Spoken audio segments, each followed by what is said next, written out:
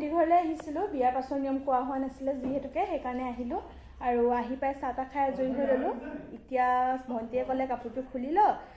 মাছ আনি থৈছে হেনো চিলি ফিছ বনাই দিব লাগে চ' যাওঁ লাগি দিওঁ তাইক পাকঘৰত চিলি ফিছ বনাই দিওঁ কেনেকুৱা হয় নাজানো আজি ফাৰ্ষ্ট টাইম বনাম আৰু ভাত কিহে খুৱাই নো আপোনালোকে শেষলৈকে চাই থাকিব সকলোখিনি দেখুৱাম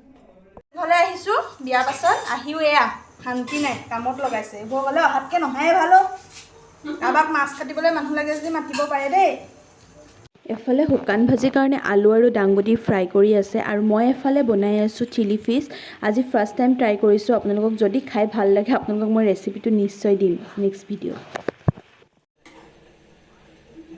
এয়া চিলি ফিছ বনাই আছোঁ আলহী গ'লে আহিও বহিবলৈ শান্তি পোৱা নাই এয়া খানা বনোৱাত লগাই দিছে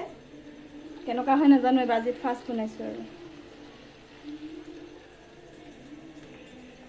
কি কৰি আছ তহঁতে মাংস বনাইছোঁ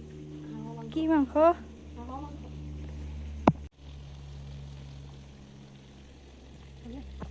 কি কৰি আছ এইফালে অ' ফাপৰ বনাইছে নেকি ফাপৰ ভাত কি কৰিলি ভাত